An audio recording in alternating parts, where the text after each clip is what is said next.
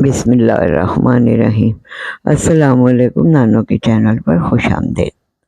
آج میں آپ کو وہ کہانی سناؤں گی جو میری نانی ماں مجھے ہمیشہ سنایا کرتی تھی۔ یہ کوئی عام کہانی نہ تھی، اس کے ہر جملے میں ایک نصیحت چھپی تھی، اور وہ نصیحت جو ہنر کے ساتھ ہنر کی طاقت اور ہنرمندی کی باتیں۔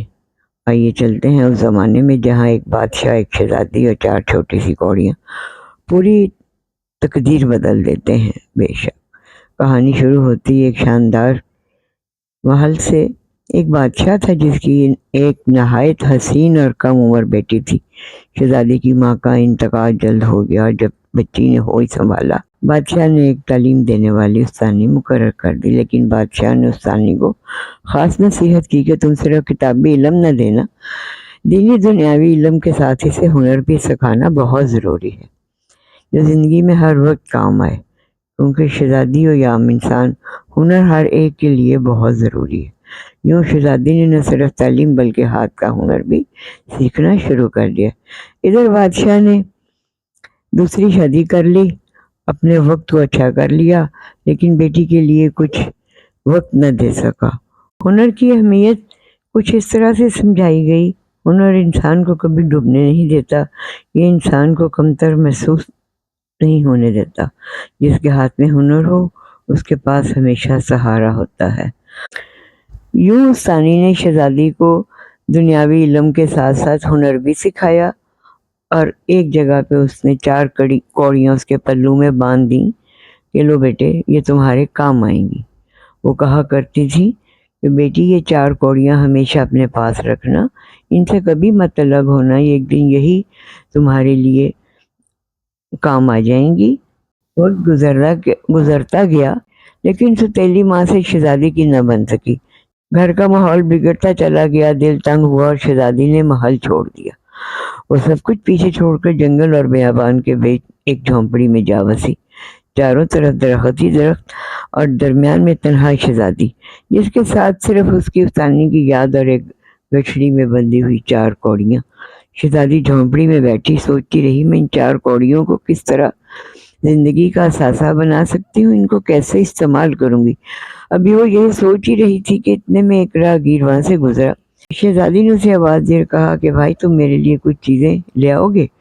مجھے ایک سوئی دھاگا، تھوڑا سا کپڑا، یوں کہہ لو کہ ٹوپی بنانے والی کچھ سامان چاہیے، جس میں ایک سنہری دھاگا اور مختلف چیزیں۔ راہگیر نے حیرانی سے دیکھا، مگر پھر خوشی خوشی چیزیں لا کر اس کو دے دی۔ شہزادی نے کہا، فلاں دن یہاں آ جانا، جب بادشاہ بازار سے گزرے گا میں تمہیں کچھ دوں گی، تم اسے بادشاہ تک پہنچا دینا۔ راہگیر نے وعدہ کیا۔ راہگیر نے شہزادی سے وعدہ جو کیا تھا اسے نبھایا۔ آہستہ آہستہ وہ دن قریب آ گیا جس دن بادشاہ کے گزرنے کا اعلان کیا گیا۔ راہگیر کو یہ وعدہ یاد تھا، اور وہ وقت پر شہزادی کے دروازے پر پہنچ گیا۔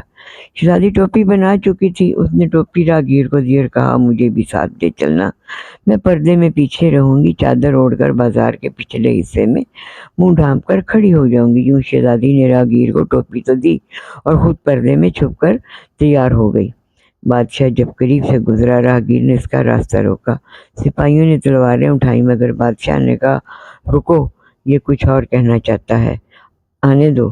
راہگیر نے ادب سے سلام کیا، جہاں بنا، یہ ٹوپی ایک شہزادی نے بنائی، یہ ایسی چیزیں ہیں جس کی قیمت بازار میں کوئی ادا نہیں کر سکتا، صرف یہ آپ جیسے بادشاہ کے لیے ہے۔ بادشاہ نے حیرانی سے ٹوپی لی، پہنی اور اسے پسند بھی کیا۔ پھر وہ بولا، اس ٹوپی کی قیمت؟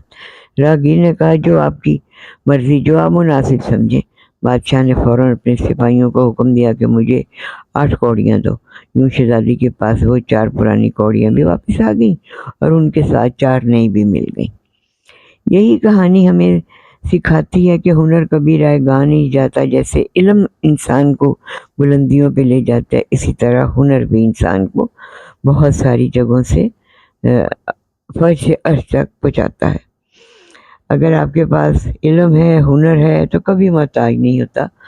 علم اور ہنر ہمیشہ انسان کو عزت ہی دلاتا ہے، روزگار بھی، سب سے بڑھ کر اعتماد بھی۔